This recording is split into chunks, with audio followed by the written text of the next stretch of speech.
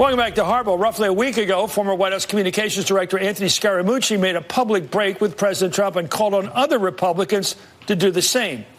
On Trump, Scaramucci told Vanity Fair he's not a racist because this is very important. He's actually worse than a racist. He's also narcissistic. He doesn't see people as people. He sees them as objects in his field of vision. We've got to defeat him. Everybody in the Republican Party knows it. They don't want to lose their mantle of power and their mantle of leadership. So let's primary the guy. And he's not the only one. Omarosa Manigault Newman, former senior White House official who has known the president since 2003, has said the President Trump is unfit to be president. And J.W. Verrett, a former Trump transition member, called for impeachment proceedings to begin after reading the Mueller report. Well, you're ready. Good for you, sir.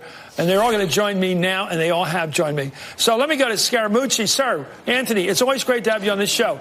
Give us, I've been to a lot of occasions where people want to hear what it's like behind the scenes, not what people say on television. So can you give us a sense, like you're a movie director, tell us what's it like to be with Trump. What's he like when you're talking turkey with him, you're talking what you're going to do that day, what you're up to, who you're against? Well, listen, I mean, I don't want to be overly redundant on this sort of stuff. It's just very simple. I mean, he's not a guy that listens. He's a guy that's keeping his own counsel, and he's a guy that's having a run-on rambling sentence to himself. And so what ends up happening is all strategy and the locus of strategy and any advice gets diffused. And the president's obviously very insecure, so he has a hard time allowing any other person to take credit in the room. You know, Steve Bannon used to joke and say there are no co-stars in Trump's orbit. He's not going to let anybody else take credit for anything. And so that makes it a very big problem when you got a trade situation, because you've got economic advisors, Wall Street people that can tell you, provide predictability for business leaders large and small as it relates to these tariffs, but the president doesn't do something like that. That's advice that he could be getting from somebody, and then maybe somebody, God forbid, could take credit for something. And so he does the Trump tariff roulette, and the ball's spinning all over the place, and now investment capital is down in the first and second quarter, will likely be down in the third quarter. So that's sort of what goes on behind the scenes. And so, and again, everybody knows it. And the question that the American people, we have to litigate this before the American people. They just need the facts. They need more people to speak out.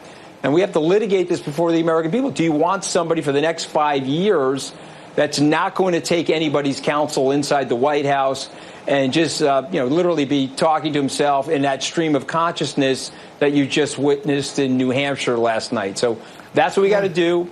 It's a patriotic duty for my fellow Republicans to do that as well. And so, I feel compelled to speak out about it because I love my country. Omarosa, let's talk about the three faces of Eve here, if you will. You knew him from Apprentice. You knew him from the politics with him. And you know him from having a look in the rearview mirror at the guy. Yes. Tell me what they're like. What was the guy? He made a lot of money and succeeded big time in primetime TV with that persona, that serious judger of political horsepower, if you will, economic horsepower. Was that just a show? No, I mean, back in 2004, when The Apprentice premiered, we watched a very sharp, intelligent, articulate Donald Trump put on the show for the world. What we're watching is Donald Trump in complete and total mental decline. He can't finish a thought, a sentence. He can't even conceptualize simple policy issues. And so we should be very concerned about his mental state as he leads this country. Well, what do you think? What do you think about this economic? He spent enormous amount of Treasury power with this tax cut, and apparently it's going to fizzle out like a pretty cheap fireworks. Oh, absolutely. And it's not going to get the economy on a big roll. And it's the thing that worries him the most, because he has hinged his whole reelection campaign on the economy, and we're seeing the declines, we're seeing the indicators, and we're seeing him unravel, because he knows if there's an economic downturn, then he more than likely will not be reelected. Let me talk about the transition where you were, J.D. And, he picked all these people like the first pancakes. They're all disasters. The first pancake is always a disaster? I don't know if you don't cook breakfast, but most people know what I'm talking about. You look like I'm crazy, but that's how people judge. It seems like every first appointment was a disaster. They didn't click with him. They weren't the personalities. And then after a year or two, he finds somebody else. What was the transition like in that regard? Just picking the wrong people everywhere? Well, I think there were some successes, actually, but they weren't his. Like the rest of his administration, I think he had some great picks on Vice Chairman Quarles for the Fed, or, you're looking at most of the original Federal Reserve nominees in my policy area. But he hates them. But that was all Pence on regulatory appointments, just like success with tax reform was Paul Ryan's. Judges that I love will agree to disagree. That was McConnell's victory, not his. So the successes have been other leaders, and the flaws have been his. I mean, I won't pretend to diagnose this man who's deeply flawed on his best day, but we should try to diagnose what's going on with the country here that they would vote for this man. Did you watch last night? I did. Boy, and I don't know. is he thinking, or is this some kind of weird sort of peripatetic reaction, electric kind of mind go, what else can I think about at this second? What else is coming to mind? He's stuck in reruns. If you think about him as a TV performer, he is stuck in rerun, and he can't get out. It's really difficult to watch. Well, he's on Hillary. He can't get off Hillary. Anyway, President Trump has a history of making bizarre and somewhat confusing comments. Let's take a look.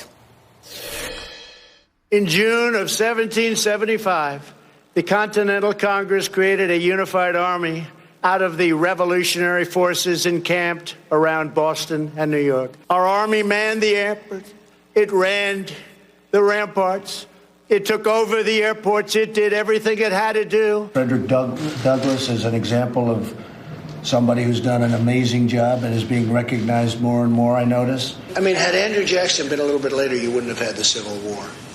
He was a very tough person, but he had a big heart, and he was really angry that he saw what was happening with regard to the Civil War. He said, there's no reason for this. You guys know what this represents? What else? Maybe it's the calm before the storm. What's the storming? Could be the calm before the storm. You know, Anthony, I think he took history at Wharton. They don't teach history at Wharton, which explains why he doesn't know any history. What do you make about the airports back during this American Revolution? They were probably not that busy, since there was no airplanes. Look, I'm not here to just perpetually bash him. I would give him a pass on that because he probably has a hard time reading the prompter, and so that I'll give him the pass on that. But what I won't give him a pass on is drawing the historical context to policy. And what I won't give him the pass on is the demagoguery. And so if you really understood history and leadership and what happens to demagogues, Chris, they flame out. And our last big-time demagogue was Joe McCarthy. And so this thing is going to arc and burn brightly, and then all of a sudden it's going to bristle and flame out. And then people around him, when the spell breaks, the people around him will be like, wait, what were we doing? And so Omarosa and I were trying to help them. There were many other people in there who were trying to help them.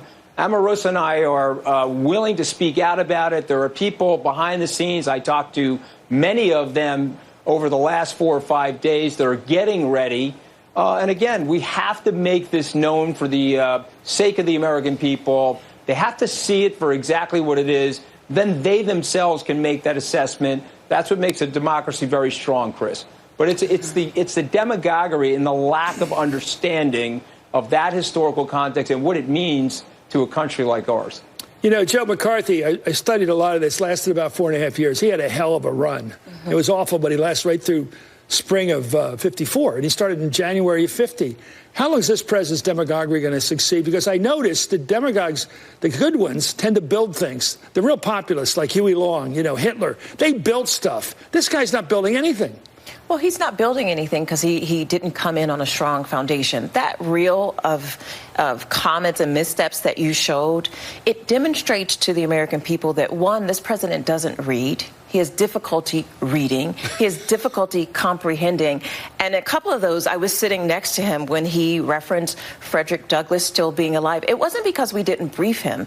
It's because the information we gave him, he couldn't process and he could not regurgitate that information. And so that's what American people should be really concerned about is how is this president going to lead the nation when he can't keep straight basic facts about history, policy, the economy, and the general state of this country? He can't read. I mean, you saw himself in the prompter. They had Dayton and they had El Paso, and he read Toledo and Michigan. We're going to get some pictures, I think, from the White House photography office, whatever you call it now, of the President of the United States, Signal Corps, reading the paper. We got to get the evidence that he can actually do it sometime. Our guests are sticking around. Up next, a Danish politician, yes, from Denmark.